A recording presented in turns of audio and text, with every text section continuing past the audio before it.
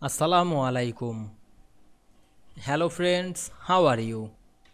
Welcome back to my new video. In this video, I am going to show you how to change colorful interface to white in Microsoft Word. Let's get started. Firstly, we have to open a Word document. Now we want to change colorful interface to white in this document. Go to the design menu. Then click the page color option and select the no color. Then we can see we remove the colorful interface or convert the colorful interface to white very easily. I hope you enjoyed the video. Please like, comment, share and subscribe my channel. Thanks for watching.